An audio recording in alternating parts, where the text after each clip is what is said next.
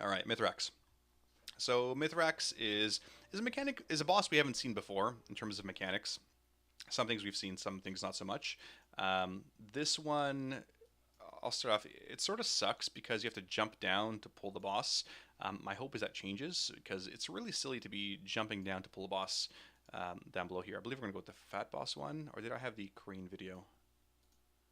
I can't remember. I think the Korean video we just used for the guild was actually really good. Did I not save it? Maybe not. So Mythrax is a fun boss here. You know what? Let's pull up the other video. One sec. Let me pull the other video off for you guys because we had a better one. Let me Cahoon. Sorry, guys.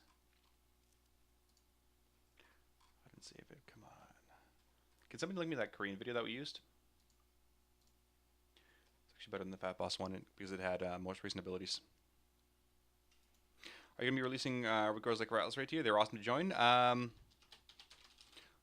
Rolo has made an awesome weak aura package. The Sparties, interesting weak auras. We should probably change that. Let me find the link for you here. While we pull up that video. One sec.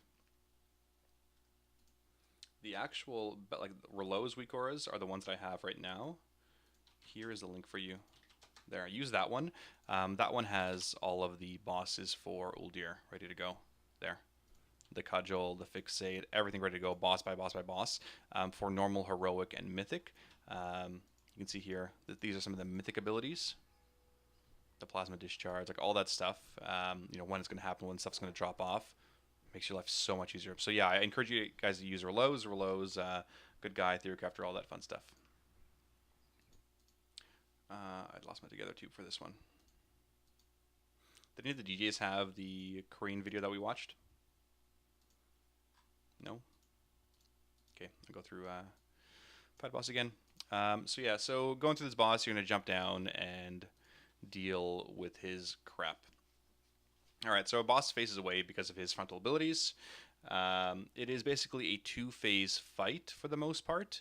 The first phase is you're dealing with the boss itself, and then dropping things off to the side. Again, positioning, killing ads, the most important thing before you deal with the boss. Essentially, the main mechanic of this entire encounter is these little orbs. For every time you get hit by bad stuff, you lose 1% max HP, right? So if you get hit by a lot of total things, then your max HP is that much lower, and you can potentially get one shot by an ability. So you want to avoid as many abilities as possible to minimize how many annihilation stacks you have. You can get that HP back by running over these orbs. So you get 2% back or 2 stacks back, 2 stacks removed of annihilation for every orb you run off or onto. So you can see here, they got hit by some of these abilities. Some of them are unavoidable, but they run off and pick up these to remove the stacks of annihilation. Once you get your stacks of annihilation too high, it's not a fun time. The other big ability here is you can see the big wave there. We'll go through it here as Fat Boss goes through it. Actually, you know what? I think Kramer had this one. One sec. Yeah, here's the better video. Sorry, one sec, guys. Okay, we're gonna go through this one. This is actually a proper kill video-ish. Sorry for the delay. It is I believe in Korean. For those of you that can read Korean. All right. So they're gonna pull the boss off to the east side here. Wherever you want to run him is fine. You're gonna be dealing with these orb abilities. All right. So now what happens is there's a mind control ability. The mind control ability. So an orb spawns on somebody. Everybody within 5 yards gets mind controlled. You can get rid of the mind control by obviously killing the person, or knock them out of the orb. It's a small little circle, like this frost orb here around that orb. Let's try to pull it up here in a better position for you guys. There's a big beam we need to avoid. Again, dodge that stuff. But there, you can see this purple thing on the left side. That is essentially a mind control orb. It spawns on random people, right? So always assume it's going to spawn on you. Are you standing in the right spot? If you're not, you're going to mind control all of your other friends. That includes melee. You don't get mind controlled as melee. Now you can break people out of mind controls by knocking them out. Typhoons, knockbacks, whatever. Grips, I believe, will knock them out, but you take raid-wide damage when you knock somebody away. So it's super important that you guys, I mean, obviously you don't want to right through mind controls, and don't take too much damage because of the knockbacks, is you spread out wherever possible. This is a entirely spread encounter for the first phase anyway. Here as well, you can see here the debuff is being run out. So that was the Oblivion Spears. This one is the Imminent Ruin, I believe. Yeah, Imminent Ruin is the one this guy's running out. So same thing. We'll have DBM mark you guys as players, run this one this way, this one the other way, and go from there. So they're going to run it out. You can see they're running it out on the back side here. Again, the further you are away, the less damage you take. Right? So if it's going to sacrifice your damage, that sucks, but really we're under geared at this point. We can't take the additional damage. So here's this little warrior. DPS in the way. There's another Imminent Ruin on this guy. Alright, so this was not a fun time. A lot of them got, this guy got mind control. It spawned on him in melee. He had to get knocked out of it, but it does raid-wide damage for each person that gets knocked out. So be careful. Don't spread the mind control. Now, the orbs also spawn, like they stay up for pretty much the entire encounter. Well, they'll refresh. But if you run into those orbs, you get mind controlled again. So don't stand in the bad spots. They're DPSing away here still. You can see here on the raid frames, people getting mind controlled, 3 people knocked out. One more person needs to get knocked out here, this guy here. And they finally get him out as well. But look how much damage they took from knocking 3 people out of there. Again, here, there's a mind control. 4 people spawned on melee. They need to be more spread out. It's super, super important. How do you knock them out? Yeah, anything. Any kind of knockbacks. So Druid knockbacks, Shaman knockbacks, whatever. Death grip them to get them out of there. Alright, there's the Imminent Ruin, so he's running away. Try to be nice and far. At the same time, this massive cast, you have a 3-second window. Don't be in front of the boss when he casts his big death beam. Otherwise, you take a ton of damage, and you get murdered. Alright, so now he's going to transition at 75%. He transitioned into phase 2. Watch what happens. So, this warrior thinks, hey, I'm going to get a little bit of extra damage in. But look what happens. He charged right into an orb. He tries to sneak around this one, totally fine, says, hey, I'm going to go get some damage on the boss before he transitions. Oh, not a smart move because he charged right into the orb, and therefore he had to get knocked out. Ray took even more damage. This Demon Hunter nearly died. Now, this is phase 2, so the boss goes from phase 1 to phase 2, from 75% to 50%. He goes into the next phase, and then he's in the first phase again. So what's going to happen is, again, they transition this awkwardly. There's all these little orbs to pick up still. There are 2 massive adds to kill. These adds cannot be stacked next to each other because they do more damage, they take less damage, all that stuff. They should be stacked away from each other. As you can see here, they've got the skull marker on one side. They have the other marker on the other side. What most groups want to do here is put most of the group in one section, and on the other side, you'll be interrupting the other add. So they do have a volley to interrupt. That you need to be interrupting with an interrupt order. So a few interrupters on this one, a few on the other group. I don't think they have a map here. Oh, their map is a little wonky. But you can see here in the bottom right side, they actually have another group set up for interrupts. Now, the other ability that happens on this in this phase is these clones happen. It's clones of your players. If you guys remember doing Kill Jaden, but back in Burning Crusade, clones would happen. But these clones are not as fun as the Kill Jaden clones. These ones actually just do like a mind flay ability, interrupt it, kill them, whatever. It's not super important. The priority still, though, is killing these ads, interrupting wherever possible, stun them, I believe. I can't remember if you could grip them.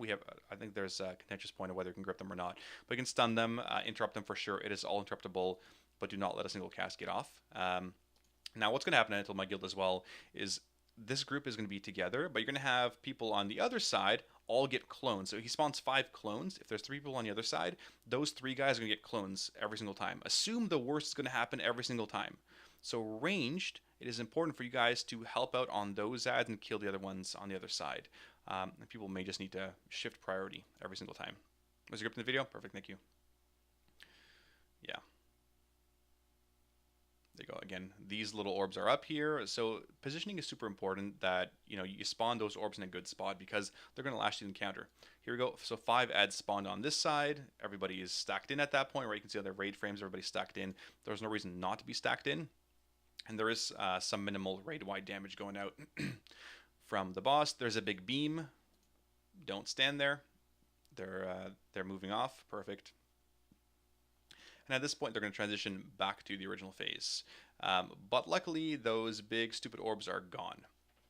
So they dealt with them for the first phase, second phase, and now it's rinse repeat for 75% to 50%. Same things. You can see here they're dropping off the imminent runes off to the far side away from the raid. Again, be proactive where you're placing some of these mind control orbs, right? Don't put them in a really bad spot in melee. Again, don't be stacked up. Be spread out wherever possible. Range 5 or whatever we can use now in terms of the radar is what you want to be doing. But again, one thing you might want to do for guilds is split up your knockbacks away from each other. Yeah, and that's a good point, Zani, where when you damage players, and you guys should be, sort of damaging your players, they'll start shifting them away from those orbs as well. So you can see a little knockback happen. He actually ran back into it. There, a little bit of damage. There, you can see how he gets knocked back. So Zani's absolutely right there. A little bit of damage knocks these guys out. There's no one here to knock back, so a little bit of damage will eventually knock your friends out. Make sure you knock your friends out of those. This guy's dropping off the imminent rune.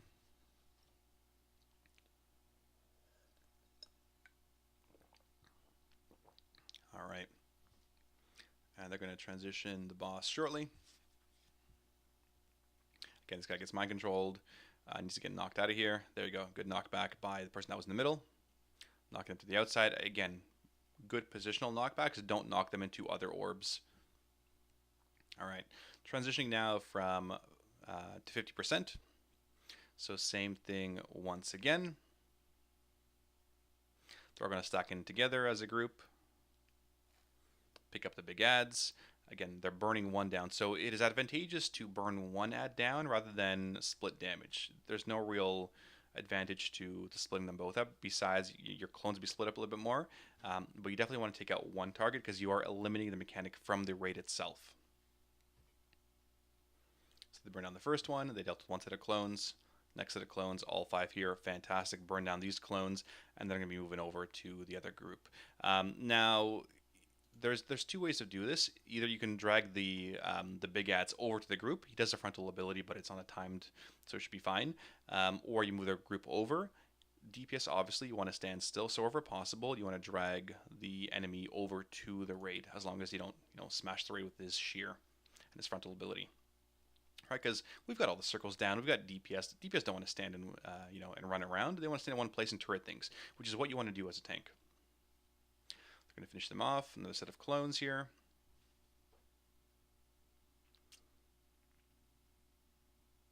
Thanks, Dota. All right.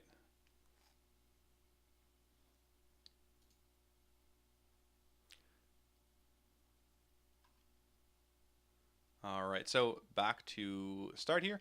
So boss is at 50%. He goes back to the last phase. You're basically doing the same thing over and over, but this time you will not have a phase 2 to clear up these orbs. So you will eventually run out of room.